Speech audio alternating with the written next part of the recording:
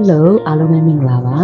ဒီနေ့တော့အကွာအဝေးကိုအင်္ဂလိပ်လိုလေ့လာရအောင်နော်ဒီဗီဒီယိုပြီးကြည့်တဲ့အခါမှာကိုယ်အိမ်နဲ့တနေရာဘယ်လောက်ဝေးလဲဆိုတော့အင်္ဂလိပ်လိုကောင်းကောင်းပြပြမှာဖြစ်ပါမယ်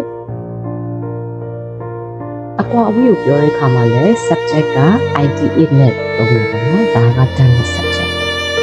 ကထည့်စရာမရှိရတဲ့အခါကျတော့ရောင်ပြ subject လို့ထည့်တယ်နော်IT8 IS is နဲ့တွဲပြီးတော့အနောက်က distance ဘယ်လောက်ဝေးလဲကွာလို့ပြောရပါနော် Okay အကွာဝေးကိုမပြောခင်မှာ verb to be က verb to be ကိုလေ့လာရအောင်နော် verb to be ကဖြစ်တည်ရှိတည်ဆိုတဲ့အဓိပ္ပာယ်ဖြစ်တယ်ရှေ့ဗီဒီယိုတွေမှာလည်းအလုပ်အကိုင်အကြောင်းကိုပြောတယ်ကိုယ်နာမည်ကိုပြောတယ်ကိုမိတ်ဆက်တယ်ပေါ့နော်အသက်ကိုမိတ်ဆက်တယ်ကုစာတိကိုမိတ်ဆက်တယ်ခါနဲ့ဒီ verb to be တဲ့ဖြစ်တည်ရှိတည်ဆိုတဲ့အဓိပ္ပာယ်ရတယ် verb to be ကိုသုံးလို့ပေါ့နော် Okay ဒီမှာ IT is ဆိုတော့ is နဲ့တွဲပေါ့နော် present tense ပေါ့ပေါ့ is နဲ့တွဲပါတယ် it is နဲ့တွဲပြီးတော့အကွာဝေးကိုပြောနေကြနော် IT is IS is ကိုတွဲပြီးတော့နောက်မှာ distance အကွာဝေးဘယ်လောက်ကွာလဲတော့1မိုင်လား3မိုင်လား5မိုင် distance ကိုပြောမယ် be from to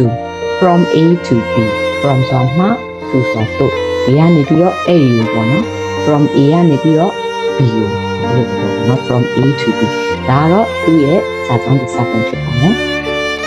ဒီမှာ IT8 ကတော့ရောင်ပြ subject နော် done subject ဖြစ်တယ် verb ကတော့ verb to be ဖြစ်တဲ့ MSR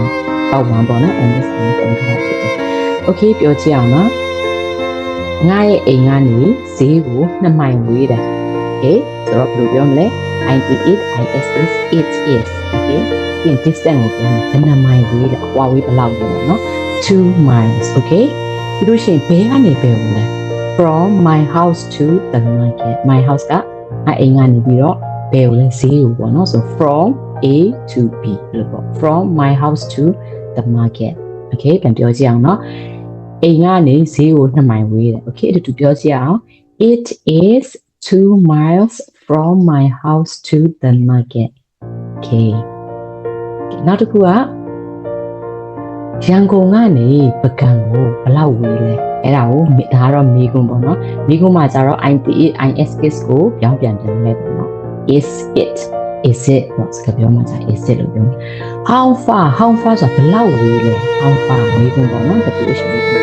how far Okay how far is it from to ပေါ့နော် from A to B အခုကျတော့ရန်ကုန်ကနေပကံပေါ့ from ရန်ကုန် to ပကံ Okayအားလုံးကိုအတူပြောကြည့်အောင်နော် How far is it from Yangon to Bagan ရန်ကုန်ကနေပကံကိုဘယ်လောက်ဝေးလဲဒီခေါက်တော့ a long way it is နဲ့ a long way နဲ့တော့ a long way ဆိုတာအရန်ဝေးတယ်ပေါ့နော်အကွာဝေးဘယ်လောက်ဆိုအတိအကျမပြောချင်တဲ့အခါမှာလည်းကိုအရန်ဝေးရလို့ခံစားတဲ့အခါမှာ a long way ကိုပြောမှာပေါ့နော်ဆိုတော့ဒီမှာလည်း IT8 IS is နဲ့ပေါ့နော် it is က distance လို့ it is နဲ့ပြောနေ Okayငါနေတဲ့နေရာကနေဘတ်ကမှတ်တယ်အရန်ဝေးတယ်ပြောမယ် It is a long way from A to B တော့ A က my place ဖြစ်တယ်ဘယ်ကိုလဲ B က the bus stop နော် bus ကမှတ်တယ်အရန်ဝေးတယ်ဒီအခုအတူပြောကြည့်အောင်နော် It's a long way from my place to the bus stop ငါနေတဲ့နေရာကနေbus ကမှတ်တယ်နော် Okay သူတို့ရှိရင် IT8 IS is နဲ့တွဲပြီးတော့အကွာအဝေးကိုပြောတတ်သွားမယ်လို့ယုံကြည်ပါတယ်အင်္ဂလိပ်စာတွေကိုနေ့စဉ်လေ့လာမယ်ဆိုလို့ရှိရင်တော့ Slow English Channel ကို subscribe လုပ်ထားရအောင်နော် See you